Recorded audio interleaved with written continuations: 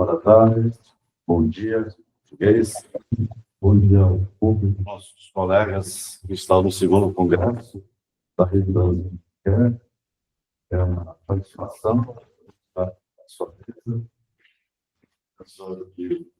também a importância para todos nós aqui no Brasil, na América Latina, como todos. A palestra do intitulada Requer Ortega Toma Café. A vitalidade pela metodologia de Deus em clave latino americana. Como nós combinamos, o professor Guaratalha terá 1 hora de exposição e nós teremos mais 30 minutos para o debate. Professor, muito obrigado por sua participação no segundo congresso. Tá? Esteja à vontade a partir de agora. Obrigado. Graças. Muito obrigado, muy agradecido. En primer lugar, pues eso, agradecimiento a vosotros, a los que estáis ahí presentes, agradecimiento a Roberto Lausen, ¿no?, el presidente de la red brasileira, ¿no?, por esta invitación, también al profesor José Vanderlei por organizar y llevar a cabo este evento, y también al doctor Manuel Corasí, ¿no?, por su amistad, su presentación y siempre su buena disposición y su buen hacer. Para mí por un lado, es un honor estar aquí con vosotros. Me gustaría estar presente, realmente presente. Es decir, ya he estado en varias ocasiones ahí con vosotros, es decir, trabajando en la Universidad de Piauí.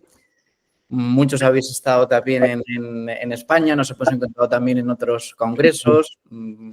Para mí siempre un placer, un honor estar, compartir y, sobre todo, lo más importante, estrechar lazos y crear redes.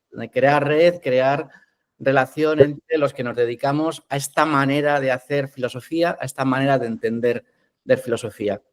Por tanto, en primer lugar, como digo, agradecimiento. Palabra que, como sabéis, no es baladí, no es una palabra que no tenga importancia, tiene mucho peso en nuestra filosofía, en la filosofía de Riquer. Decir agradecimiento, decir gratitud. Voy a hacer algo relativamente sencillo, ¿no? Agradecer el esfuerzo de que me estáis escuchando, la mayor parte de vosotros, en una lengua que no es la vuestra, mayor parte brasileiros, yo hablando el español, ahí están los amigos colombianos, amigos argentinos, alguno más que no conozco, pero voy a hablar despacio y mi intención, sobre todo, es lanzar una invitación, como digo, a pensar juntos de una manera un tanto sencilla, cuestiones básicas. Al no estar allí, pues tampoco quiero hacer una conferencia demasiado, entre comillas, dura, farragosa, pesada, sino lanzar una serie de ideas, temas que yo personalmente pues ya he trabajado, a los que les estoy dando vuelta, sobre todo para pensar conjuntamente. Mi idea es, por tanto, llevar a cabo una presentación a modo de pinceladas, ¿no?, también de grandes temas. Tenéis también, si no hay una comunicación fluida en este momento al no estar presente, también tenéis mi correo electrónico, enseguida me encontráis también por internet. No hay ningún problema para continuar, para seguir siempre el debate, la comunicación y el diálogo, que es lo más importante. También decir de entrada, en principio, que las filosofías, la filosofía de Paul Ricoeur y la filosofía de Ortega, con el que yo lo voy a relacionar, no son filosofías o no deben ser filosofías, diría yo, para quedarse en ellas, para establecerse en ellas, para aposentarse en ellas. Son filosofías para viajar, son filosofías para movernos, son filosofías para transitar, son filosofías, sobre todo, también para aplicar, para entender nuestra situación, nuestra circunstancia, nuestro momento, nuestro presente. Es decir, son filosofías vivas. De ahí también esa idea que he querido yo poner ya en el título de esa vitalidad de la fenomenología hermenéutica. Vitalidad no es una filosofía meramente para estudiar, hay que leer, pero no meramente para repetir. Hay que inventar, hay que crear y hay sobre todo que llevarlo a cabo, por decirlo así, de esa manera viva y de esa manera también imaginativa. En estas filosofías, en la filosofía de Paul Ricoeur, en la filosofía de Ortega, es muy importante la idea de circunstancia, la idea de situación, dónde nos movemos, desde dónde pensamos, desde dónde hacemos filosofía. Muchos me conocéis, también me han presentado de manera muy amable el currículum. Simplemente yo destacaría de este quién soy yo, ¿no? De este presentarme a mí también un tanto narrativamente a la manera de Ricoeur, que yo, como sabéis, pues he trabajado la filosofía de Paul Ricoeur, he trabajado la poética de Paul Ricoeur, el tema de la metáfora, la narración, y llevando estos temas de la metáfora, la narración, la imaginación, la creatividad al ámbito de la filosofía práctica, buscando sobre todo hacer de esta forma de hacer filosofía, es lo que yo llevo a lo largo de mi carrera, de mis estudios, una filosofía aplicada, una filosofía viva, una filosofía de alguna manera productiva.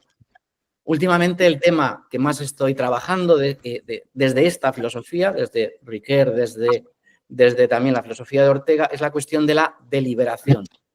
¿En qué medida son dos perspectivas, dos planteamientos que nos ayudan a plantear la cuestión de la deliberación social, pública, política? Una cuestión en la que ahora pues no voy a entrar, voy a ser un poco más general. Me he dedicado, como digo, filosofía de Paul Ricoeur, traduciendo, escribiendo, publicando, lanzando publicaciones, lanzando también investigaciones de doctorandos, investigadores en la filosofía de Ricoeur. Y últimamente también, en los últimos años, estoy dedicándome también, más incluso que antes, a la filosofía de Ortega y Gasset. Ahora mismo soy director de la Cátedra Internacional Ortega y Gasset, que tiene su sede en la universidad, en la UNED.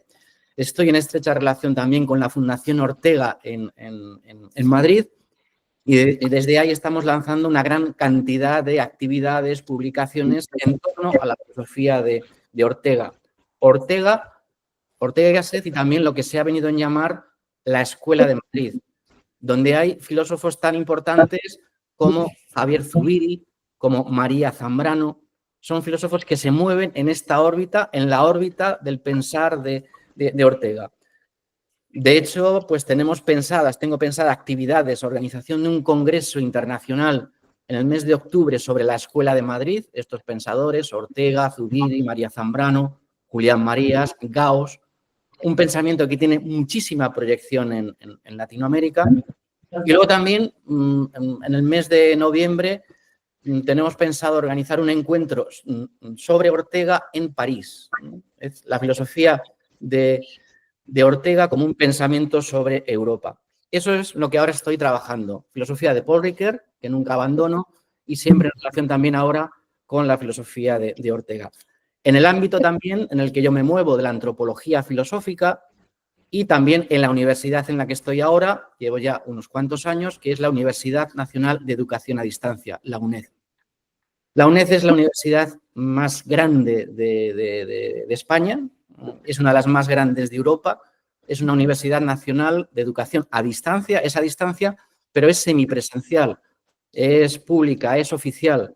Organizamos gran cantidad de congresos, de estudios, de trabajos, de seminarios a los que ya de entrada estáis invitados. Y es una universidad que tiene también sedes en diferentes países. En casi todo Latinoamérica hay una sede de esta universidad, de la UNED. En Brasil hay una sede de la UNED, en Sao Paulo. Por tanto, lo digo también a la hora de movernos, de organizar actividades, de llevar a cabo también tareas de investigación. Ahí es donde me muevo, eso es lo que estoy ahora mismo pues investigando, creando, por decirlo así, también intentando fomentar. Vamos de lleno ya a la charla, a la conferencia, centrándonos, por tanto, en Ricoeur, en Ortega, y se invitan a sí mismos, es un poco el título que os proponía, los invitaba a un café. Quedan a tomar un café. ¿Qué quiero decir con esto de que quedan a tomar un café? Que no van a entender la filosofía meramente como algo académico, sino como algo vital, algo cotidiano, algo que se da en la vida, algo que parte de la vida y que va a querer transformar la vida. Son filosofías que alumbran, que iluminan la circunstancia. Me gustaría pensar y ofrecer básicamente cauces, pinceladas de pensamiento de este encuentro posible entre Ricoeur y Ortega, entre un filósofo francés, un filósofo español. Encuentro, diálogo, la preposición entre entre disciplinas, entre diferentes puntos de vista, es crucial en estos pensadores. Mantener siempre la tensión, mantener siempre el equilibrio. Ese carácter, dicho con una expresión más técnica, una palabra más técnica, de interdisciplinariedad, lo interdisciplinar. Pero es el encontrarse, el estar entre, el estar en situación. Para estos autores, más para Ortega que para Riquer, va a ser fundamental estas palabras cotidianas que estamos utilizando, que empleamos. Son palabras técnicas de la filosofía, porque tienen que ver con la vida. Palabras como entre, situación, circunstancia, perspectiva. Van a ser palabras de alguna manera técnicas. Son filósofos los dos, Ortega y Riquet, por ejemplo, que van a estar en diálogo con saberes distintos. No se cierran en la propia filosofía. Diálogo con las ciencias, con las religiones, con las culturas, diálogo con la política, diálogo, por ejemplo, para los dos va a ser crucial, va a ser muy importante, con el psicoanálisis. Diálogo, interés. Claro, pero más importante que los temas que tratan los dos, enseguida luego voy a enumerar una serie de confluencia temática, más importante que eso es la actitud que tienen, la actitud. Es la manera de ver las cosas, de enfrentarse al mundo. Y yo la definiría, esa actitud, con la palabra inquietud. Son pensamientos inquietos, son pensadores inquietos, pensadores vitales, pensadores joviales. Son pensadores, lo digo de esta manera y espero que se me entienda bien, son pensadores que sonríen, son pensadores alegres, son pensadores vitales. Son pensadores, lo digo con una metáfora orteguiana, son pensadores deportivos, muy diferentes al temple, a la actitud, por ejemplo, de Heidegger, donde pesa más la angustia, la pesadez de la vida, es otra actitud distinta. En Riquer, en Ortega, es esa diferencia de talante, de temple. Esto es muy importante a la hora de definir estas filosofías y a la hora de definir también lo que es la fenomenología hermenéutica. Claro, lo que yo les propongo, lo que yo propongo en mis trabajos, en mis investigaciones, es básicamente una lectura de ambos y una lectura también entrecruzada entre ambos. Leerse, que se lean mutuamente, nosotros los leemos a ellos, pero también los leemos a ellos, como os decía antes, para leer, para entender, para comprender nuestra situación, nuestro presente. Nosotros estamos en la escuela de, por emplear la expresión de Riquer, a l'école de la fenomenología, no, a l'école de Riquer, de Ortega, de esta fenomenología hermenéutica. Nos ponemos a la escucha, nos ponemos al trabajo de esta forma de hacer filosofía, de hacer fenomenología. Claro, de entrada alguien me preguntará, ¿está relacionando la filosofía de Ortega y la filosofía de Riquer? Pero se conocieron Riquer y Ortega. Ortega nace en el 1883, muere en el año 1955. Riquer, como sabéis, como saben, nace en 1913, muere en el año 2005. Hay una parte de sus vidas donde sí confluyen, pero no se conocieron. Yo, hablando personalmente con Paul Riquer, le pregunté por Ortega, que qué conocía de Ortega, y él me dijo que conocía de Ortega lo que era habitual en los años 80, 90 en Francia, haber leído de Ortega, que era sobre todo la rebelión de las masas. Ortega, pensador, me decía, pensador, sociólogo, el tema de las minorías, el tema de las masas, la rebelión de las masas. Eso es lo que conocía Riquer de Ortega. Claro, yo le comenté al propio Riquer que Ortega tenía cosas muy interesantes sobre fenomenología, sobre hermenéutica, y en concreto le hablé de la metáfora. Los textos que tiene Ortega sobre la metáfora son muy brillantes. Entonces le pasé yo personalmente a Riquer textos de Ortega sobre la metáfora y a Riquer le impresionaron mucho. Claro, él me dijo que no lo había tenido en cuenta, que sería una tarea por hacer y que otros, como usted mismo, se encargarán de hacer. Y eso es pues lo que en parte pues estoy haciendo, he hecho y también os presento a vosotros. Riquer leyó poco de Ortega. Ortega, de manera sorprendente, y esto causa mucha sorpresa, sí leyó a Riquer. Ortega muere en 1955. En 1955, Riquer ya había escrito algún libro en francés. Había escrito los libros sobre Jasper sobre Gabriel Marcel, esos libros se encuentran en la biblioteca de Ortega y Ortega los leyó y los tenía incluso subrayados. No es que le interesase Paul Ricoeur como tal, sí le interesaba la filosofía de Jaspers, su planteamiento de Jaspers. Es interesante, ¿no? Es decir, dos filósofos que se leyeron poco por el tema, por las circunstancias de la vida, lógicamente, y sin embargo sí hay ciertas lecturas.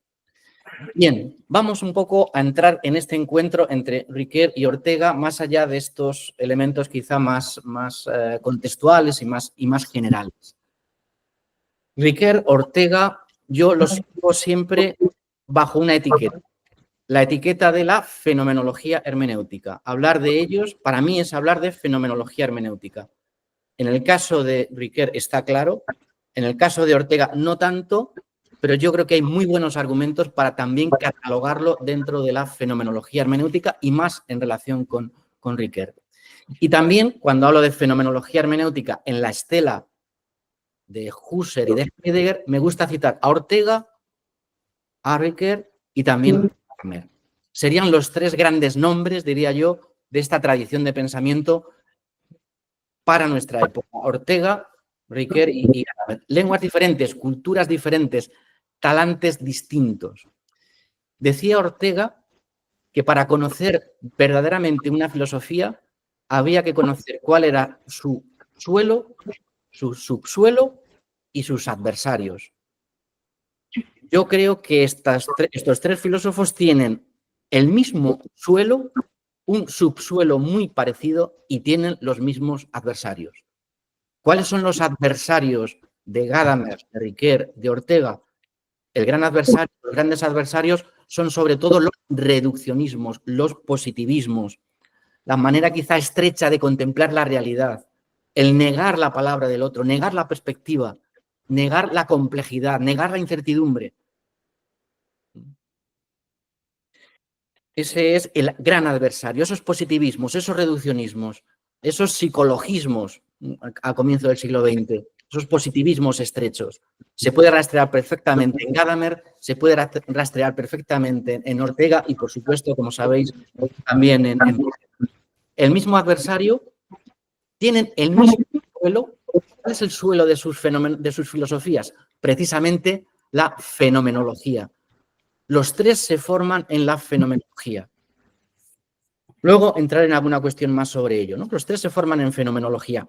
Y luego los tres tienen también un mismo subsuelo, es decir, una misma dimensión de profundidad.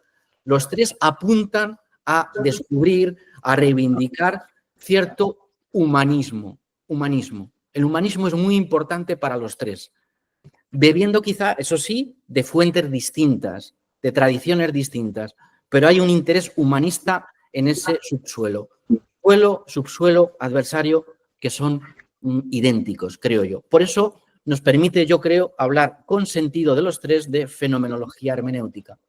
Y además los tres comparten un método muy parecido, un método que también en parte aprenden de Husserl y de Heidegger, que es la circularidad hermenéutica, es la espiral hermenéutica, es lo que va a llamar Ortega el método de Jericó, dar vueltas en torno a una cuestión en niveles diferentes para contemplarla desde diferentes puntos de vista. Por tanto, suelo, subsuelo, adversario común, metodología común. Y luego también, para mostrar esa confluencia entre los tres, Ortega, Ricoeur y Gadamer, a mí me gusta contar siempre una anécdota que muchos pues ya conocéis y que me gusta contarla porque yo creo que es bastante sintomática la anécdota. Es, a propósito, la anécdota, para ver bien por qué hablar de esa conexión entre los tres, es una anécdota del año 1983. 1983 se celebra en Madrid el centenario del nacimiento de Ortega. Hay un congreso internacional sobre la filosofía de Ortega y se le invita para que dé la conferencia de clausura a Gadamer.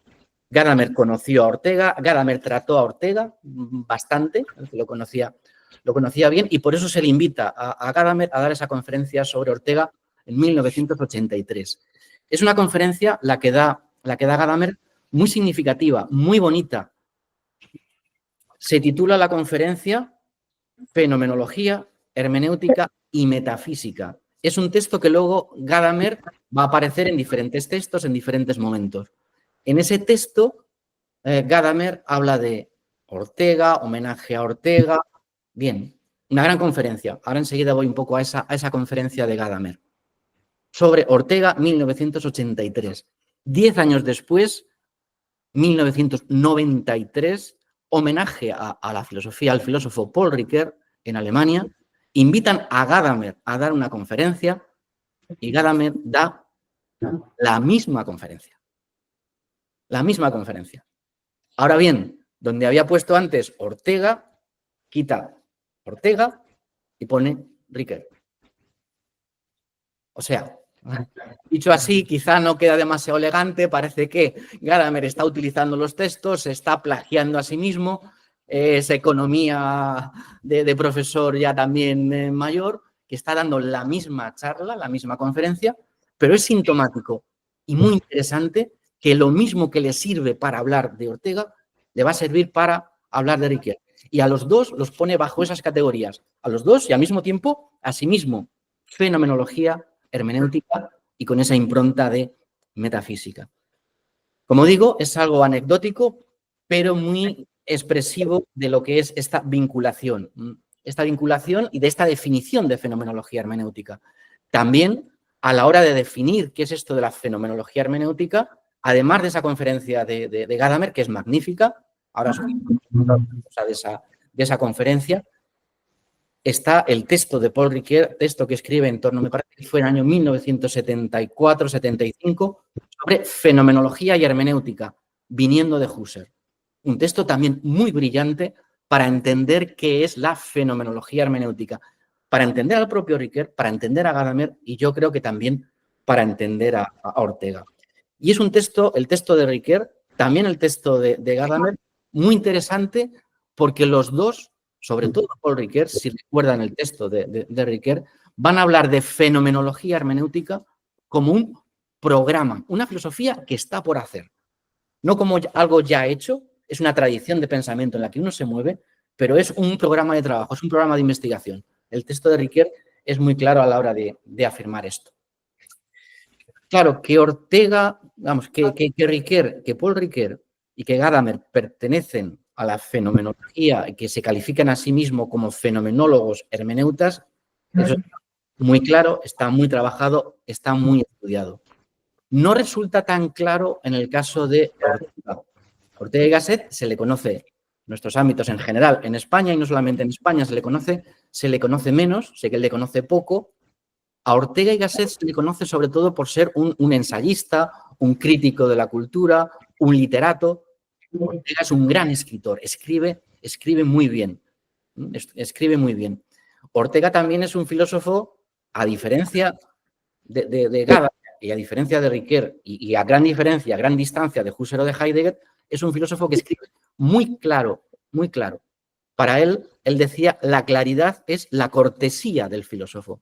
Es un filósofo claro, es un filósofo ensayista, literato, es un filósofo que tiene sobre todo una intención. Y esto es quizá, diría quizá, solo quizá, distinta a la de Gadamer y Ricoeur. La intención de Ortega es formar, cambiar, transformar, educar un país. Ese país es España. Tiene una preocupación por su circunstancia es España. ¿Qué es lo que le falta a España? Decía Ortega a comienzos del siglo XX. Le falta cultura, le falta ciencia. ¿Dónde está la cultura? ¿Dónde está la ciencia? Va a decir Ortega, el joven Ortega, en Europa. España es el problema, la solución se encuentra en Europa. Más ciencia, más filosofía. ¿Qué hace el joven Ortega? Salir a aprender, salir a investigar, salir a ver qué es lo que se está haciendo, sobre todo, su gran referente, su gran fuente va a ser Alemania. Va a ir a Alemania a estudiar psicología, va a estudiar psicología, la psicología de comienzos del siglo XX, la psicología de Wundt, va a conocer a Wundt, va a conocer esos planteamientos que se están desarrollando, va a conocer, se va a hacer amigo, va a trabar muy buena amistad con estos filósofos finales del XIX y comienzos del XX tan importantes que van a ser los neocantianos. Muy amigo de Nator, de Harman, de Cohen. Se va a mover en este ambiente de Cassirer, se mueve ahí y en el segundo viaje que hace a Alemania 1910, 1911, conoce a Husserl, conoce la fenomenología. Y a partir de ese momento, yo creo, afirmo que la filosofía de Ortega, el planteamiento de ese joven Ortega, cambia radicalmente. De hecho, va a decir, la fenomenología no fue para mí, no fue para nosotros una filosofía, sino que la fenomenología fue una buena suerte. Habernos encontrado con algo como la fenomenología. Empieza a escribir y se maravilla con la filosofía de Husserl. Lee a Husserl y lee a discípulos de Husserl. Va a estar muy influido por un autor que voy a mencionar ahora un poco de pasada, un tanto de pasada. Va a estar muy influido por un autor, un discípulo de Husserl que está haciendo, este discípulo de Husserl al que os voy a nombrar es básicamente un jurista, él está haciendo filosofía del derecho, sin embargo se interesa por la percepción y es el que hace la primera fenomenología de la percepción antes de Husserl, antes incluso de las ideas de Husserl, y es un discípulo de Husserl, que es Wilhelm Schaap. Wilhelm Schaap. Ortega lee a Schaap y a través de él lee a Husserl la fenomenología y va a utilizar muchos de los conceptos de Schaap y de Husserl para escribir los que van a ser sus grandes obras juveniles. La obra más importante de este Ortega juvenil van a ser las Meditaciones del Quijote, 1914. Antes, Ortega había escrito 2 pequeños textos, que yo los recomiendo siempre a mis alumnos, sobre fenomenología.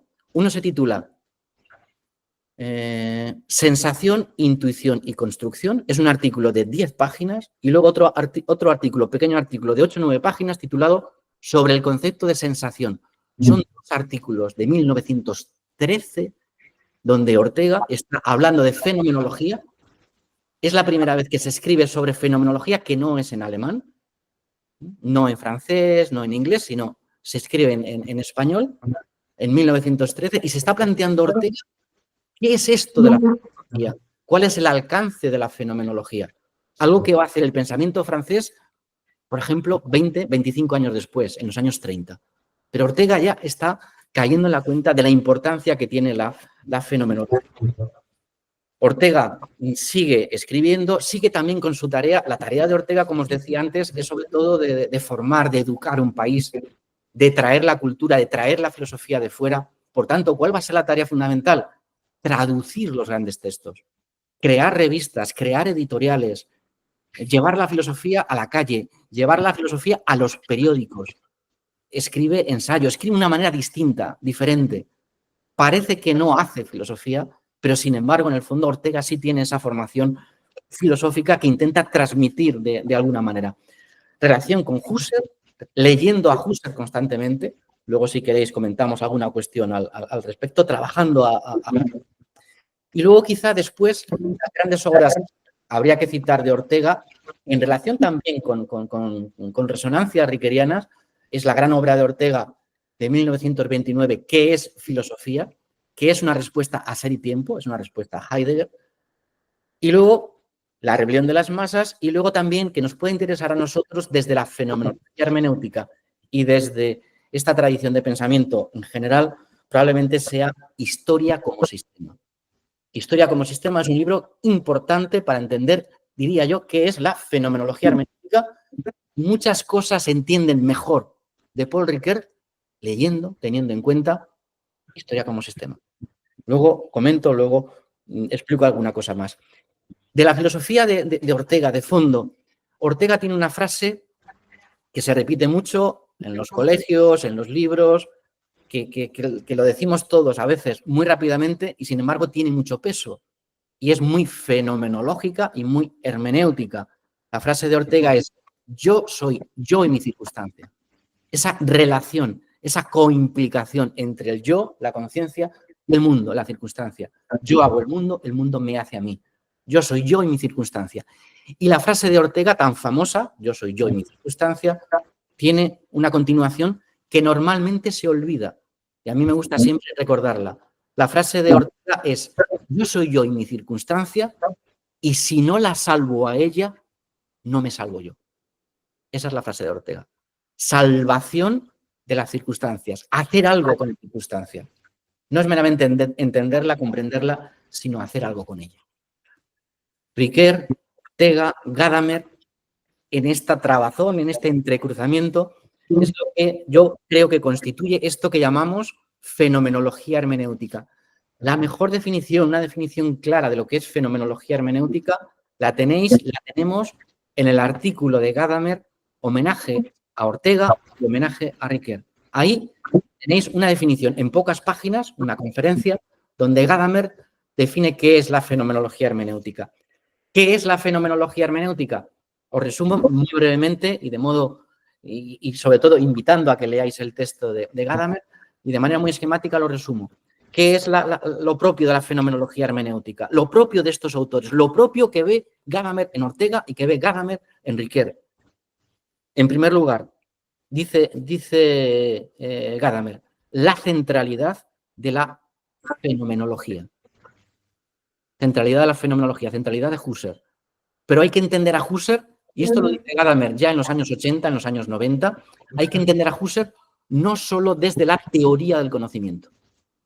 No nos olvidemos también de que la filosofía de Husserl, la fenomenología, se entiende a sí misma, la entiende Husserl como una filosofía práctica, volcada a la ética, incluso me atrevería a decir yo también, volcada a la política.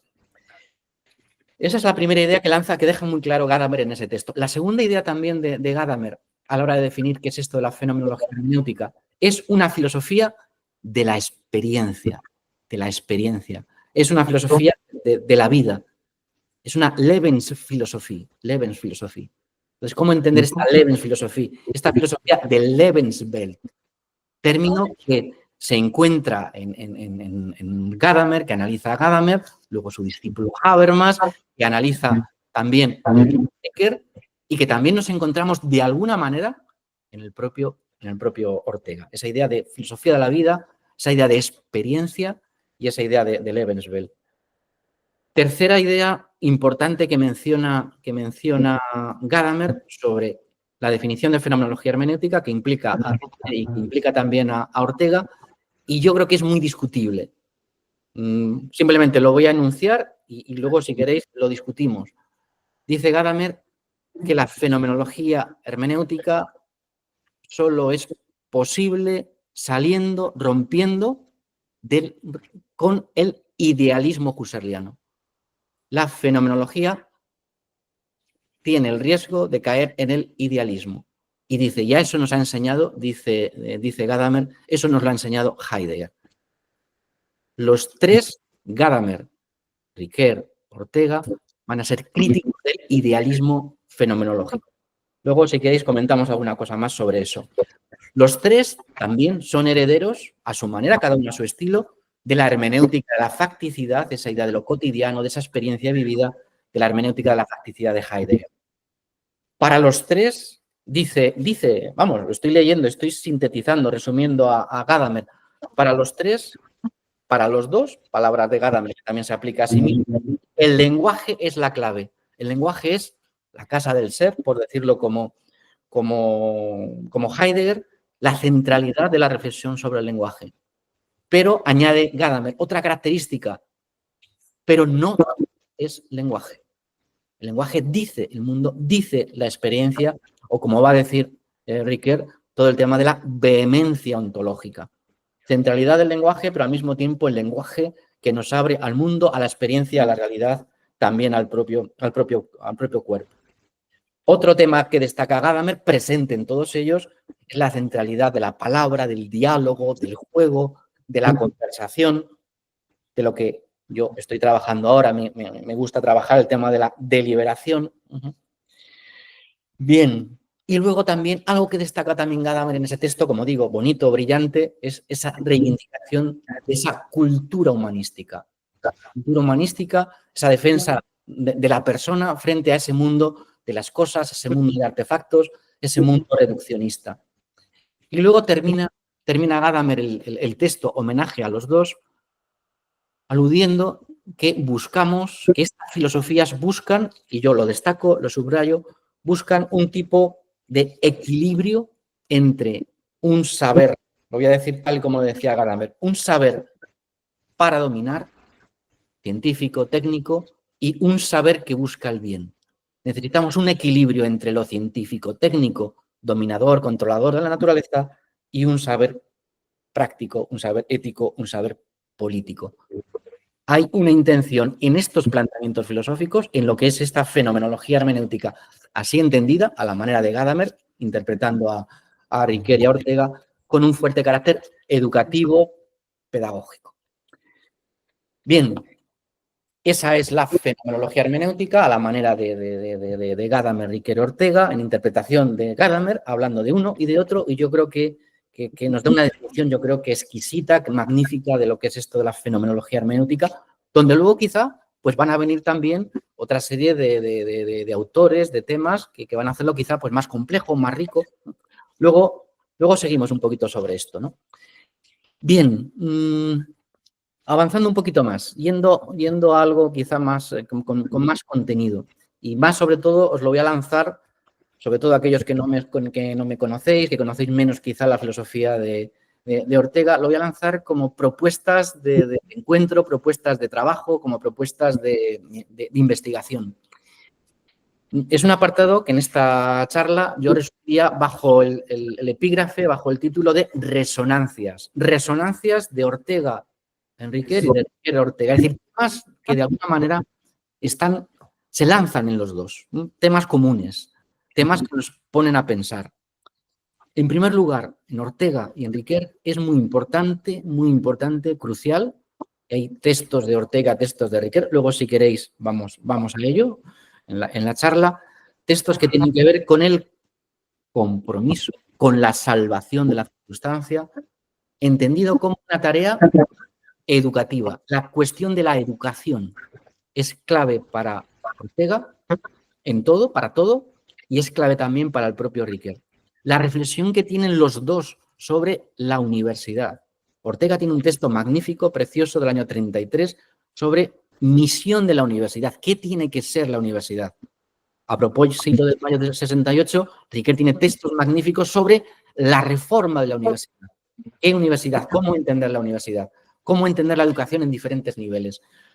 Hay elementos muy interesantes, muy ricos, muy valiosos en estas dos filosofías para pensar la educación también, y voy a emplear una expresión muy bonita de Ortega, que es que quizá mi intención básica en este planteamiento, pensar las cosas con ellos a la altura de nuestro tiempo. Tenemos que pensar a la altura de nuestro tiempo, tenemos que pensar nuestra época, eso dice Ortega siempre, a la altura de nuestro tiempo. Por tanto, pensar la educación con estas herramientas que nos dan estos autores, pero para pensar la educación en nuestra época, para pensar la educación digital, para pensar los espacios, para pensar los tiempos. Nos están dando elementos para pensar. La educación, primer gran tema que me parece clave, ¿no? Educación, en los dos, y con mucha riqueza. Segundo tema que propondría también de conexión en los dos, para pensar. La cuestión de la acción, el tema de la acción con sentido, pensar esa acción, ese compromiso con el mundo. ¿En qué consiste actuar la acción? Frente a la mera conducta, ¿cómo definir la acción? La acción consciente e inconsciente. Pensar en Riquer todo el tema de lo voluntario, lo involuntario. Pensar toda la investigación sobre Freud, que como digo, Freud está muy presente en Riquer y Freud está muy presente en Ortega. Freud se traduce al castellano muy pronto, en los años 10, en los años 20, por la insistencia de Ortega. Se traduce, se publica en las grandes editoriales que funda Ortega en los años 20. El tema de la acción. Muy importante, clave en la filosofía de Riquer desde sus comienzos, en toda la tradición francesa, también en la filosofía de Ortega. Tercer tema en común, muy interesante, muy importante y que aparece en diferentes épocas, en diferentes momentos en los dos. Tampoco es que vaya a entrar más, pero simplemente lo voy a enunciar. Es todo el tema, todo lo que tiene que ver con el desarrollo de la ética, de la filosofía práctica. En Riquer nos encontramos lo que él llama, conocéis también o mejor que yo, lo que llama esa pequeña ética de Riquer, donde está recogiendo todas las tradiciones éticas y está pensando la experiencia ética. Bajo la mirada, bajo, yo creo, la imagen, la idea de Aristóteles.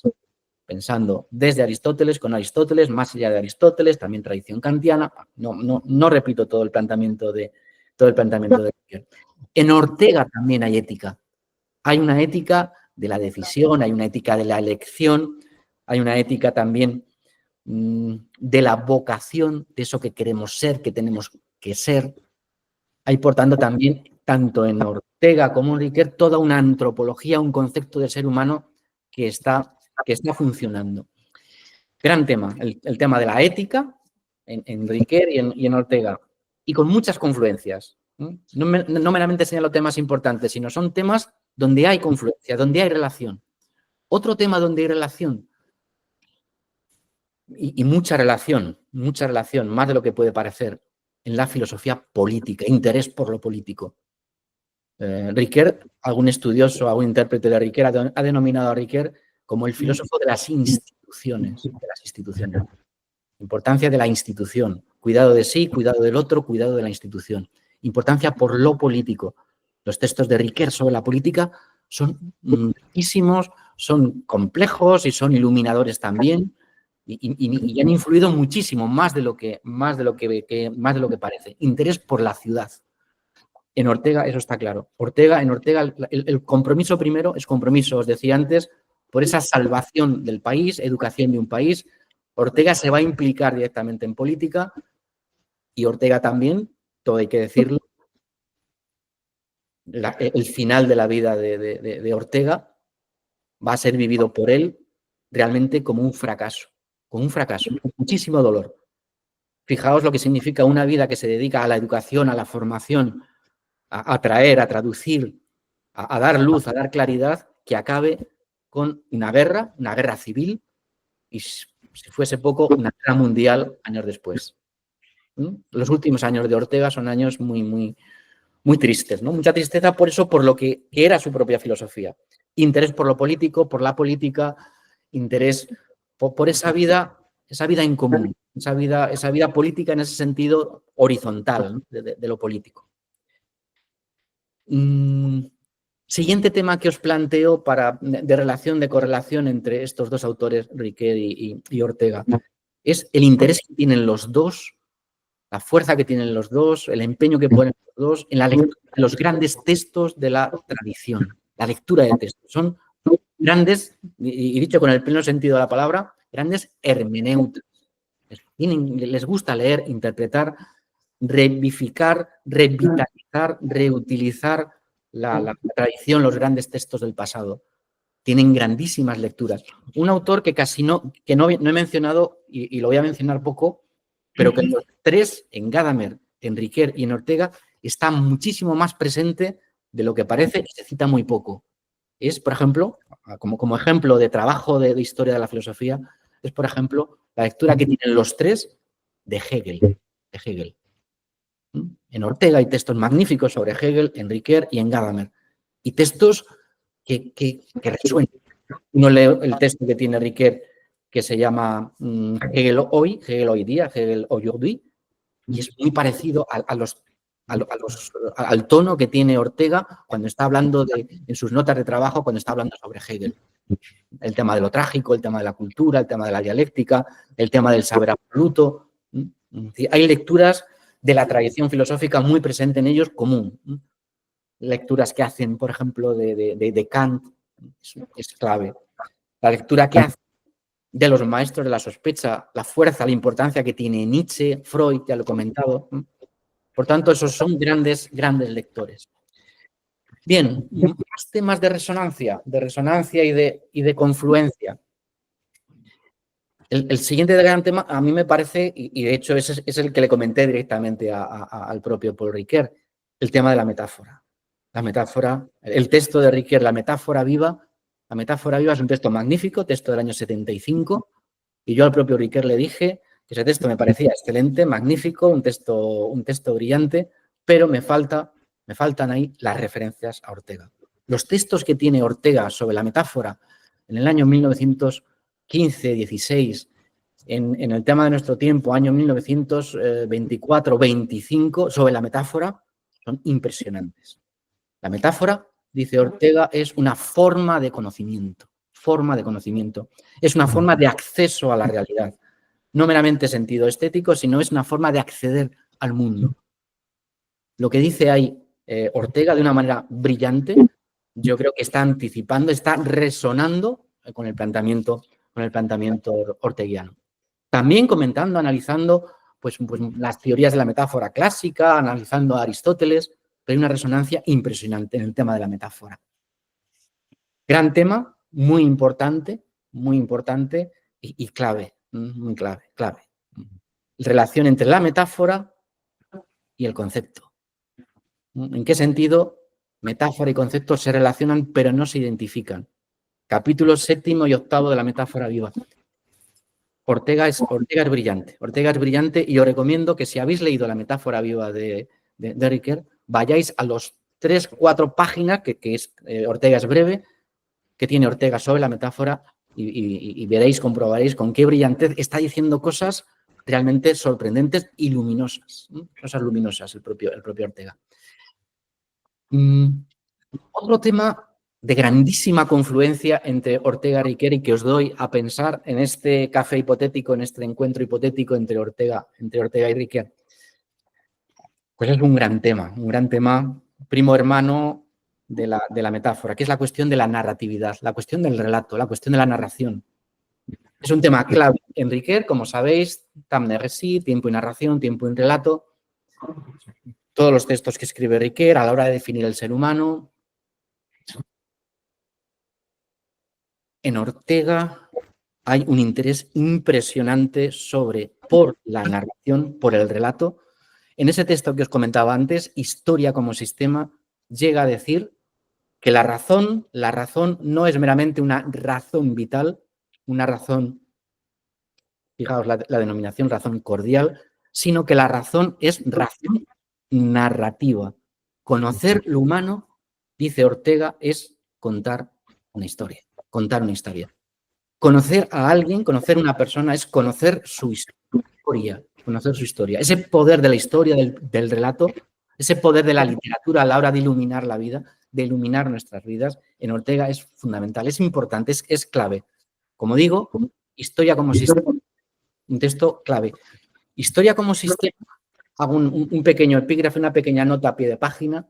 Historia como sistema, este texto de Ortega, un texto breve, 20-30 páginas. Historia como sistema es un libro que escribe Ortega en el año 1935.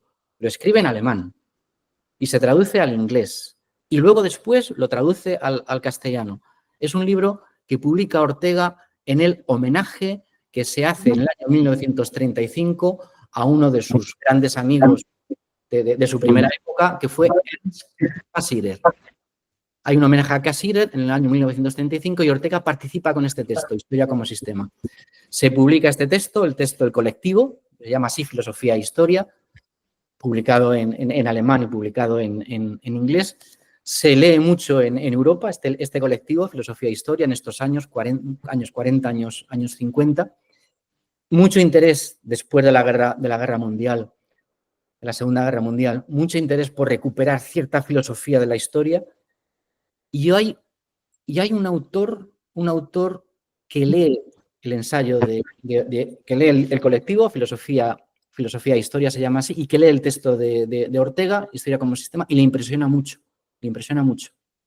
En sus obras, en sus escritos, alguna vez hace alguna referencia a conceptos orteguianos.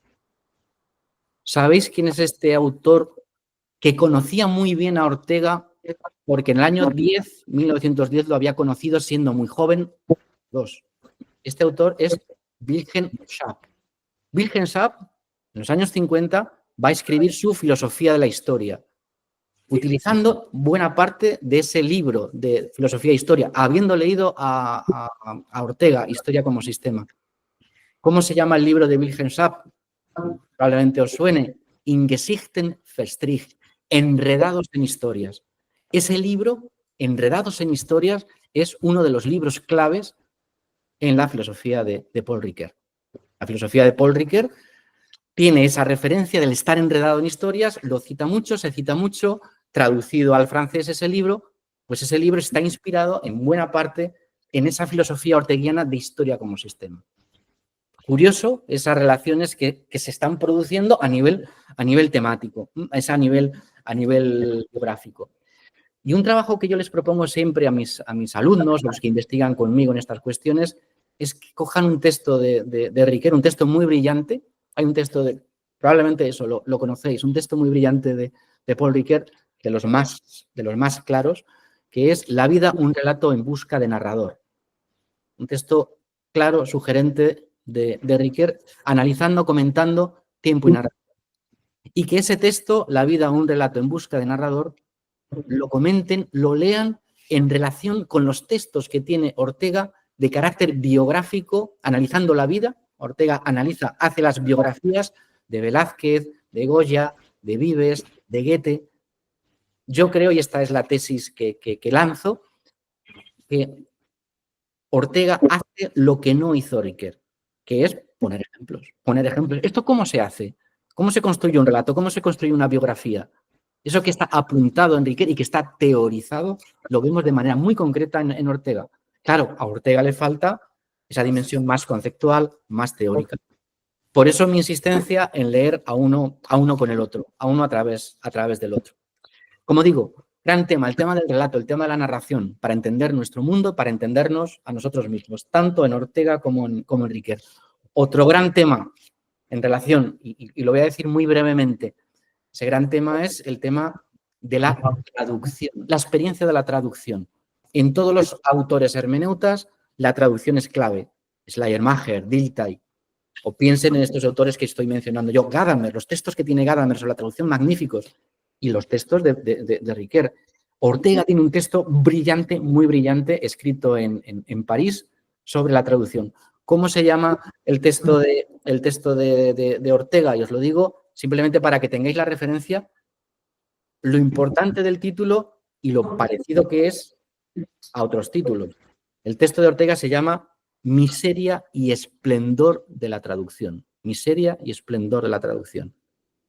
Un texto también que encontramos en Riquer, algo parecido. Alegría y al mismo tiempo la pena de la traducción, lo difícil que es traducir, al mismo tiempo la traducción como encuentro. Filosofías de la traducción, del encuentro. No insisto, lo dejo como línea de trabajo, línea de investigación en esta fenomenología. Y luego, un último tema que entre muchos propongo también para trabajar, para investigar, es la filosofía de Ortega y la filosofía de Riquer como filosofías también de la cultura y filosofías también que tienen mucho que decirnos sobre la técnica, sobre la tecnología. Yo creo que en Riquer hay elementos importantes para llevar a cabo una hermenéutica, por ejemplo, del mundo digital, una hermenéutica tecnológico, y también en Ortega. Probablemente aquí es donde Ortega es más brillante en su filosofía de la técnica. La filosofía de la técnica de Ortega es una filosofía inmensa, es una filosofía que de alguna manera el propio Ortega está haciendo frente a Heidegger. Y es una filosofía realmente impresionante. Os recomiendo que leáis o que veáis, si os interesa este tema, la polémica que tuvieron, que no llegó a ser polémica porque Ortega ni Heidegger quisieron, la polémica que tuvieron Ortega y Heidegger en el encuentro de Darmstadt. En Darmstadt, en ese encuentro sobre la filosofía, sobre la técnica, Heidegger pronunció una conferencia muy importante, Bauen, Bohnen y Denken, sobre lo que es la técnica. Ahí estaba Ortega. La conferencia de Heidegger fue muy criticada, muy cuestionada, básicamente por los ingenieros que estaban delante, todo el mundo contra Heidegger, y el único que levantó la mano en defensa de Heidegger fue Ortega, para mostrar la fuerza del pensamiento de Heidegger. Luego, el propio Ortega dio una conferencia sobre la técnica y dice Ortega, pero voy a decir lo opuesto a lo que ha dicho Heidegger. Y es muy interesante la filosofía de la técnica de Ortega para pensar nuestro mundo digital. La técnica es una posibilidad del humano. Hablar de técnica es hablar de imaginación, es hablar de poder, de alguna manera, poder de lo real. Filosofía de la tecnología, como digo, muy importante en estos autores, en Ortega, en Riquer también, para pensar nuestro mundo y de manera distinta a otros planteamientos. Bien, y por ir terminando ya, por ir concluyendo. En estos temas que lanzo, en este encuentro de fenomenología hermenéutica, con estos autores, diría que lo que vertebra estas filosofías, lo que vertebra este encuentro, lo que une este encuentro, además del café, es una serie de conceptos, una serie de grandes temas donde ellos realmente están trabajando a fondo. El primer tema, como resumen, como idea clara para que os quede, es la idea de racionalidad, la idea de razón. Hay que pensar la razón de esta manera, este instrumento que tenemos de entender el mundo, de comprender el mundo, de esta manera, frente a una razón pura, teórica. Gadamer va a hablar de una hermenéutica, Riquer va a hablar de una razón entera. La expresión que emplea Riquer es esa razón entera. La expresión que utiliza Ortega, que es muy bonito, va a hablar de razón vital, va a hablar también de razón cordial, de razón del corazón, razón cordial, de razón narrativa. Y luego, siguiendo el planteamiento de Ortega, la Escuela de Madrid, autores que van a seguir a Ortega, por ejemplo, Javier Zubiri. Zubiri va a hablar de inteligencia sentiente. María Zambrano va a hablar de razón poética. Probablemente yo creo que aquí hay una de las líneas fundamentales del pensamiento latinoamericano que puede aportar a esta idea de razón más centroeuropea, más francesa, más alemana. ¿Cómo pensar la razón? La razón, ¿cómo la adjetivamos? Es una razón hermenéutica, sí, es vital, es cordial, es poética, es narrativa, es experiencial de alguna manera. Razón, racionalidad, pensar la razón. De otra manera distinta como se ha hecho. La siguiente línea, la siguiente idea vertebradora de esta tradición de pensamiento, diría la idea de responsabilidad. Responder a lo real, estar a la altura de nuestra época. Me parece clave, es un tema clave en Ortega. El concepto de responsabilidad está saliendo constantemente en sus trabajos y en el propio Paul Ricoeur también. En la recopilación de artículos varios, diferentes, dispersos que hice hace poco de Paul Ricoeur, me centraba en esa cuestión, en la cuestión de la responsabilidad. Cuando habla sobre Levinas, habla de Jonas, habla también de temas que tienen que ver, que se acercan incluso a la ecología, a la ciudad, a lo político. Esa reivindicación de la responsabilidad. Razón, responsabilidad y también otra idea clave, fundamental, esa idea de relación, de reciprocidad, de mutualidad, esa idea de reconocimiento, que también tiene que ver con eso que os comentaba antes que estaba trabajando la cuestión de la deliberación. Grandes temas, razón, responsabilidad. Y os diría, aludiendo al texto y ya casi terminando, y os diría, sí, todo esto que está muy bien, pero en clave latinoamericana, en clave latinoamericana. Al decir esto, ¿cómo lo entiendo yo? ¿Qué quiero señalar con esto? Básicamente, que no se trata solo de, digamos, ya la fenomenología hermenéutica cerrada, concluida, y que vayamos a aplicarla a nuestra circunstancia, a nuestra situación. No se trata solo de eso. No se trata solo de eso.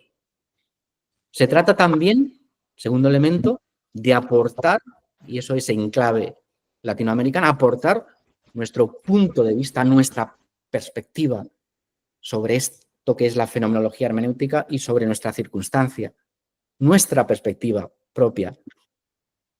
Pero al mismo tiempo que aplicamos, y esto sería para mí lo más importante, que aplicamos nuestra perspectiva, nuestro punto de vista, que son conceptos técnicos para Ortega, al mismo tiempo que hacemos eso, estamos desarrollando y conociendo y haciendo fenomenología hermenéutica. Esto no es algo ya hecho, algo que hayan hecho los franceses, los alemanes. Es algo que tenemos que hacer nosotros, es algo que se hace, es algo que hacemos. Esta idea a mí me parece clave, me parece fundamental. No es simplemente un punto de vista, en ese sentido quizá más neutro. No, es que es una manera de hacer, es una manera de hacer, es una manera de trabajar, de pensar. Nosotros, vosotros, desde nuestras lenguas distintas al francés, distintas al alemán, al inglés, lenguas dominantes en el ámbito de la filosofía. Para así pensar probablemente lo que es el gran tema, con esto ya voy concluyendo, voy cerrando, el gran tema de estos autores, de Ortega y de Riquer en este tomar café, que es el gran tema de la vida, pensar la vida. Claro, lo que se trata en ellos, lo que ellos quieren, yo creo, lo que ellos buscan, lo que a mí también más me interesa es en qué medida la filosofía, esta manera de hacer filosofía puede alimentar la vida, puede de alguna manera darnos más vitalidad, más entusiasmo, más afán de admiración, nos puede dar más energía, nos puede dar más eficacia, nos puede dar más dinamismo a partir de pensar la vida, de lo que es la vida. Vivir y esa experiencia ir ganándola a la hora de conformarnos, de hacernos, de rehacernos. Es ese vivir desde dentro. Y casi termino con una anécdota orteguiana y rickeriana. Una anécdota doble, que algunos pues la conocéis porque me gusta siempre referirla y contarla. Estamos en estos textos que os decía yo de Ortega del año 1913 sobre fenomenología, donde Ortega se pone a leer a Husserl, lee a Dilthey, lee las filosofías alemanas y Husserl está hablando de la relación entre la conciencia y el mundo, recordar, noesis, noema, análisis intencionalidad, intencionalidad de la conciencia. Y Ortega quiere traducir eso al español. Y hay una palabra alemana para decir eso, que es la palabra Erlebnis. Y a Ortega, Erlebnis no le acaba de gustar mucho para traducir esa complicación, esa relación entre el yo y el mundo. En francés, ¿cómo han traducido esto los franceses, esa correlación yo-mundo? Lo han traducido con una palabra que a mí me parece desastrosa, que es vécu. Vécu es lo vivido. Claro, pero Ortega quiere decir, pero ¿cómo traducimos esa ganancia de la vida en mí mismo y al mismo tiempo yo hago la vida, pero es un hacerme a mí mismo? Y Ortega va a inventar una palabra, 1913, una palabra que no existía en ningún idioma. No existía en ningún idioma y Ortega la inventa para traducir a Husserl, para hacer fenomenología. Es una palabra que ya se ha impuesto en el castellano y que se ha impuesto también en el portugués, en el brasileiro. Se ha impuesto, que es la palabra vivencia. Vivencia. Esa palabra es una palabra que inventa Ortega en el año 1913 para traducir a Husserl y para decir esto que él quiere decir. Cómo la vida nos hace desde dentro. No es meramente experiencia, es más que experiencia. Esa idea de vivencia. Salto en la anécdota de Ortega, 1913, doy un salto, me voy al año 2004, 2004-2005. Riquer está muriendo, Riquer está leyendo los últimos textos que lee, está escribiendo lo último que escribe, está leyendo textos religiosos, ha leído un libro que le interesaba mucho desde joven y ha vuelto al final de su vida a él, un texto de Jorge Semprún, La escritura o la vida, y pensando el tema de la vida, pensando el tema de la muerte, se encuentra Riquer con una palabra en Jorge Semprún. Y la palabra que se encuentra Riquer en el año 2004, lo tenéis en el texto, incluso con nota, con epígrafe, en el texto de Vivant jusqu'à la mort, se encuentra con la palabra Riquer, vivencia. Y dice Riquer, esto que el castellano, el español dice con vivencia, no se puede decir en alemán, no se puede decir en francés. Y por tanto, dice Riquer, va a dejar el término vivencia en español. El término de Ortega, para decir esto que Ortega quería decir, vida. ¿Cómo pensar la vida? Yo creo que es un gran tema, el gran tema de la filosofía de Ortega y también el gran tema de la filosofía de Riquer. Y termino diciendo simplemente aquí en la fenomenología hermenéutica no tenemos ya algo ya hecho, terminado, sino lo que nos dan estos pensadores es sobre todo, si Riquer decía que la metáfora da que pensar, el símbolo da que pensar, lo que yo digo es que estos filósofos nos dan mucho trabajo, nos dan que hacer, nos dan mucho que leer. No es algo meramente hecho, no es algo meramente que podamos aplicar, se trata de aplicarlo, de hacerlo, de inventarlo, de crearlo, crear, inventar, imaginar desde nuestra circunstancia. Termino.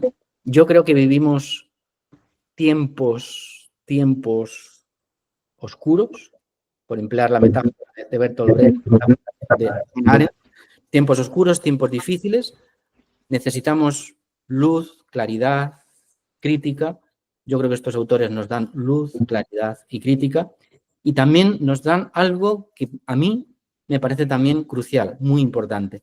Nos dan ilusión, tensión, nos dan también cierto entusiasmo. Y lo que os decía al principio, cierta alegría, ganas de vivir. Y termino ya con un símbolo que a Ortega le gustaba muchísimo. Si tuviese una imagen, hubiese puesto con un PowerPoint, os lo pondría. Si enseguida lo podéis encontrar en Google, con un símbolo que a Ortega le gustaba mucho y de hecho va a ser el símbolo de su filosofía y que va a estar en casi todos los libros de Ortega. Es el pequeño símbolo del arquero. Un arquero tensión, que está tensando un arco para lanzar una flecha. Ese símbolo de tensión, de fuerza y al mismo tiempo de apuntar, de esforzarnos, de eficacia, de entusiasmo. Ese es un símbolo que define la filosofía de Ortega y yo creo que define también la filosofía de Paul Ricoeur. Ortega está haciendo referencia con este símbolo del arquero a alguien que también es fundamental para Ricoeur. Es referencia a Aristóteles. Decía Aristóteles, repite Ortega, seamos en nuestra vida como arqueros que tienen un blanco. De eso se trata, de apuntar, con ilusión, con alegría, con esfuerzo. Y sobre todo, por mi parte, ahora mismo hacia vosotros con agradecimiento, gratitud por vuestra paciencia. Muchísimas gracias. Muitas graças, professor Moratalha, por sua brilhante conferência, né? Como disse Ortega y Gasset, né? Só é possível avançar quando se olha longe, só é possível progredir quando se pensa grande, em espanhol, ou portunhol, ou seja lá como for. Solo é possível avançar quando se mira a los lejos. Só é possível progressar quando se pensa em grande, né? Então, acho que sua conferência representou isso para nós outros, né? E a partir desse momento, nós teremos mais ou menos meia hora, 30 minutos, né, para 6 perguntas. O primeiro bloco de 3 perguntas, um segundo bloco de 3 perguntas e respostas consecutivas. Certo? Ok, combinado. Es un placer escucharlo hoy, porque yo tuve el placer de traducir La deshumanización del arte al árabe. Y fue un placer inmenso. Ortega y Gasset es muy vital, la palabra es cierta. Y ahí me gustaría mucho que usted nos hable un poco de la cuestión del hombre ibérico, especialmente que usted habló de la cuestión de la cordialidad, que es muy presente aquí en la cultura brasileña, por medio de Darcy Ribeiro, que habla mucho del hombre cordial. Muchas gracias. Pues esperamos, sí. Eu quero entender um pouco mais, ouvir você falar um pouco mais, justamente do conceito de vivência e em que sentido ele pode se contrapor, ou superar, ou alargar o que a gente entende por experiência. E em que sentido isso pode se afastar de um idealismo e se aproximar de uma fenomenologia hermenêutica. Hola, profesor Moratalha, ¿qué tal? No Muy sé si bien. acuerda de mí. Sí, por supuesto.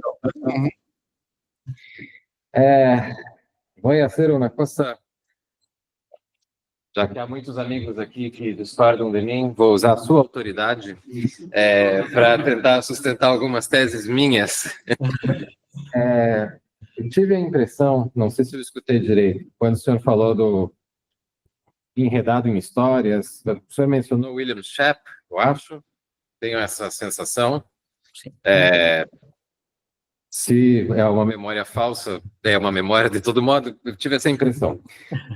E eu percebo que a única pessoa que vê o Riquet ainda mais narrativista do que eu tendo a ver é o senhor. Então, eu queria que o senhor pudesse, para meu benefício, falar alguma coisa sobre aquilo que aparece em Mimesis 1, a pré-figuração, né? E se naquele nível nós já estaríamos vivendo histórias ou apenas pré-vivendo pré-histórias. O que quer que o senhor disser servirá como documento e eu utilizarei nos artigos que serão avaliados pelas pessoas que estão aqui. Então, muito obrigado desde já. Como Natália, agora o senhor pode responder essas 3 perguntas e, em seguida, mais um bloco de 3 perguntas. Gracias. Bien, pues muchísimas gracias, ¿no? por las preguntas, por los comentarios, que mi idea era precisamente esto, ¿no? Es decir, lanzar el pensamiento, lanzar las preguntas e indagar, ¿no? Es decir, sobre estos temas. Claro, la pregunta interesante, ¿no? que se me hacía al comienzo, ¿no? El tema de la distinción entre el hombre ibérico y el hombre europeo. Es decir, la posición más, de lo que habla más Ortega, por ejemplo, es más del hombre mediterráneo, el pensar mediterráneo, ibérico, mediterráneo, frente al europeo, el centro europeo. En Ortega es una distinción que aparece en el joven Ortega hasta el año 10, años 20, pero luego ya no va a hacer más, no va a continuar. Sin embargo, sí es una distinción que me parece interesante, me parece profunda, y sí aparece, por ejemplo, en Ortega, y no solo en Ortega, cuando se plantea, por ejemplo, la cuestión de si pensamientos y filosofía solo se puede hacer, como decía Heidegger, solo en alemán, solo en griego. ¿Qué pasa con otros idiomas distintos a lo que es el alemán, a lo que puede ser el francés? ¿Qué pasa con nuestros idiomas? Lo que es hacer filosofía, quizá habría que decir desde los márgenes que no son tales márgenes. Esa contraposición entre ibérico y centroeuropeo, ¿no? Lo que podría ser mediterráneo y europeo del norte. Yo creo que es una oposición, una confrontación interesante, que incluso en el propio Riquet, en algunos de sus temas, diría, fíjense, y en esto pues quizá habría que ir más despacio de lo que voy a ir yo, pero bueno, lo lanzo. Esto aparece, por ejemplo, en muchas cuestiones que tienen que ver, en Riquet, en temas de Riquet, cuando trata cuestiones de ética médica, cuestiones de bioética, habla de toda una tradición, podemos hablar de toda una tradición europea norteamericana. ¿Basada en qué está basada, por ejemplo, la ética, la bioética norteamericana? En principios, normas. Los grandes principios de la bioética, Beecham y Childress, los grandes principios que son autonomía, beneficencia, justicia, no maleficencia. Hay grandes normas, grandes principios. Hablamos del consentimiento informado. Hablamos de esos grandes temas de ética en tradición anglosajona, norteamericana y tradición europea, centroeuropea, en inglés. En tradición mediterránea, tradición, diría yo también, tradición latina. Es que más importante que los contratos médicos es la relación médica. Más importante que el contrato es, voy a emplear una palabra muy del gusto de Riquet, que en algún momento también aparece en Ortega. Es más cuestión de confianza, no tanto de contrato. Es decir, hay otra manera de relacionarnos con el mundo más allá del contrato, más allá de la distancia, que es ese tema de la confianza. Esta distinción entre lo europeo y lo mediterráneo iría por ahí. Claro, lo europeo piensa la razón, yo así, lo europeo, lo centroeuropeo, lo que ha sido la filosofía tradicional, piensa la razón de una determinada manera. Esa razón pura, pensemos, valga como estereotipo, Kant, con la crítica, la razón pura. Claro, ¿qué es lo que hace, dicho así, la visión ibérica, la visión mediterránea, la visión latinoamericana? Recordar, despertar, describir de otra manera la razón. Es que la razón no es solo eso. La razón también es, por emplear la palabra que he mencionado antes, en la primera pregunta, la razón también es, las expresiones de Ortega, la razón también es cordial. Tiene que ver con el amor, tiene que ver con el reconocimiento del otro. tiene que ver con la amistad, la cuestión de la amistad. Son temples. Yo no hablaría tanto del hombre, carácter europeo, centro europeo, y frente a eso el hombre, el carácter ibérico, carácter latinoamericano. Pero sí son maneras de enfocar, maneras de ver, son perspectivas que nos ayudan a ampliar, a pensar de otra manera, a ampliar la razón. Y claro, pues me alegra mucho también en la primera cuestión, la primera persona que ha intervenido, ¿no? Que se haya traducido, vamos, la traducción de la deshumanización del arte al árabe. Justo este año, 2025, es el centenario de la deshumanización del arte. También un texto muy bonito, muy difícil, muy complejo del propio Ortega, hablando del arte, hablando de la deshumanización del arte. Cuando Ortega habla de deshumanización del arte, a lo que está apuntando, lo que quiere decir es que el arte tiene, el arte nuevo, el arte de vanguardia, tiene un poder de romper con las maneras habituales que tenemos de ver el mundo, de hacernos ver las cosas de otra manera. Ortega está utilizando en la deshumanización del arte muchos conceptos fenomenológicos para explicar lo que es el arte, aunque Ortega no lo dice, pero sí los utiliza, ¿no? Ese tema de la deshumanización del arte. Lo dejo ahí, el tema de la cordialidad frente al tema del contrato, clave, pensar lo centroeuropeo, sí, pero tiene que ser complementado, dicho así, con nuestra visión, desde nuestra circunstancia, desde esa dimensión mediterránea, latina, esa dimensión distinta, esa dimensión diferente. Luego, la otra cuestión es interesante, es importante. No deja de ser también una pregunta, una cuestión de énfasis y de enfoque, ¿no? La diferencia entre la palabra experiencia y la palabra vivencia. Claro, la palabra experiencia es una palabra muy profunda, es una palabra muy rica. Experiencia en castellano, y en nuestras lenguas latinas, experiencia tiene ahí el sufijo per. En castellano, por ejemplo, da también de experiencia, da la palabra perito. Un perito es alguien que sabe mucho de algo. El perito es un experto, tiene el experto. El experto, la raíz de la palabra experto, el experto es el que tiene experiencia. El que tiene experiencia es el que ha viajado mucho. Es él, empleo otra palabra que tiene también la misma raíz que experiencia, es la palabra pirata. Un pirata es alguien que ha recorrido mucho, que ha viajado mucho, que ha visto mucho, que tiene mucha vivencia, por emplear el término orteguiano. Claro, entendido así, la palabra experiencia sería muy próxima a la palabra vivencia.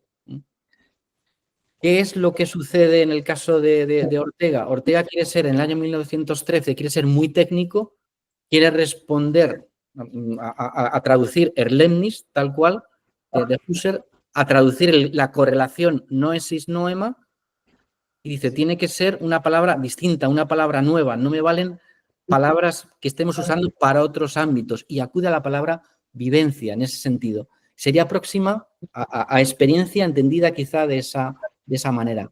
Dice de vivencia, lo mismo que se dice latencia, lo mismo que de instar se dice instancia, se dice elegancia, va a insistir en esos participios presentes, activos, vivencia. El concepto de actividad, eso también va a ser muy importante en la traducción orteguiana, en la vivencia. La vivencia se hace, es acción. Yo hago el mundo me hace. Es un transcurrir en ese sentido. Sería próximo a erfahren, fahren en alemán. También es viajar. Claro, yo creo que insistir tanto como hace Gadamer en la palabra experiencia, como hace Riquet o como hago yo en el término vivencia, es alejarnos del idealismo de husserliano. Y es precisamente insistir en esa tradición de la fenomenología hermenéutica. Yo creo que aquí sería una de esas claves, que el propio Gadamer lo ve así. Es que la filosofía, es que la fenomenología hermenéutica se caracteriza por ser una filosofía del Lebenswelt, una filosofía de la vida en ese sentido. Es una filosofía de la experiencia, desde la experiencia.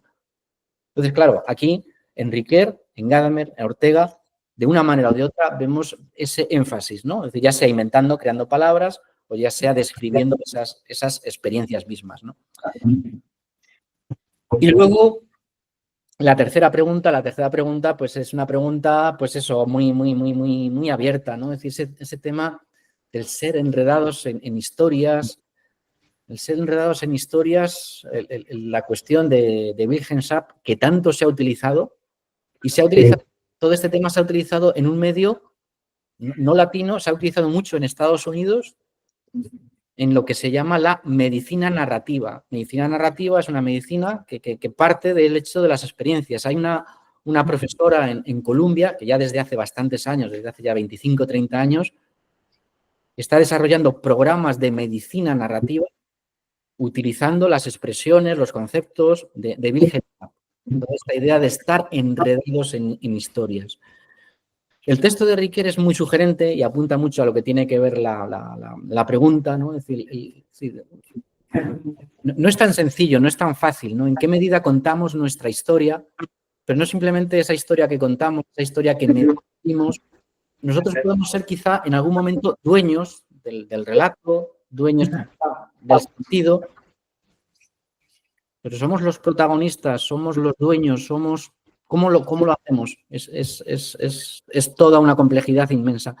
Aquí también hay otro concepto difícil, complejo, no lo he sacado en Ortega, hablando de Ortega, pero es un concepto muy bonito, muy complejo, que en Riquer también está. Riquer yo creo que también muchas veces lo elude y en Ortega es muy complejo, que es el concepto de vocación. ¿Cuál es nuestra vocación? A la hora de hacer una biografía, que hay que tener en cuenta esa vocación, eso que queremos ser, eso que tenemos que ser, eso que luchamos por ser, pero que a lo mejor no conseguimos ser. Es muy bonito y por eso lo recomiendo yo, es decir, y aprovecho también la pregunta, esos textos que yo os decía que tiene Ortega sobre Velázquez, sobre Goya, sobre Vives, que lo que hace Ortega es construir la biografía. ¿Y cómo se construye una biografía? Viendo cómo en una biografía aparecen elementos que tienen que ver con la vocación, que tienen que ver con el azar, que tienen que ver con el destino, que tienen que ver con las circunstancias, una serie de ingredientes que aparecen ahí. Muchas veces Ortega emplea también una expresión muy bonita, y la emplea muchas veces, no es de Riquer, es suya, que es la expresión que somos novelistas de nosotros mismos. Somos novelistas, nos imaginamos, somos un yo que se inventa, que crea. Siempre viene en Ortega, ¿hasta qué punto somos esos creadores, somos novelistas de nosotros mismos? Lo dejo ahí también como reflexión, como pregunta, ¿no? La pregunta que se me hacía al final, ¿no? Por ese tema también de la refiguración, de la construcción de la propia identidad. Em nome do nosso presidente da Fazer Biquete, Alberto Nova, aqui presente, e em nome do professor Vanderlei Janeiro, nós do coordenador geral. Muito obrigado. Agradeço sua conferência e lhe invito a fazer suas considerações finais. Gracias. Pues muchísimas gracias a vosotros y la pena, la lástima es no estar ahí, que haya coincidido estas fechas también por mi parte, pero dicho así también rápidamente, esto no va a quedar así. Es decir, nos veremos y seguiremos compartiendo y seguiremos dialogando. Queda abierto el diálogo. Muchísimas gracias, muy obrigado y nos seguimos viendo, nos seguimos encontrando. Gracias a todos, muy obrigado.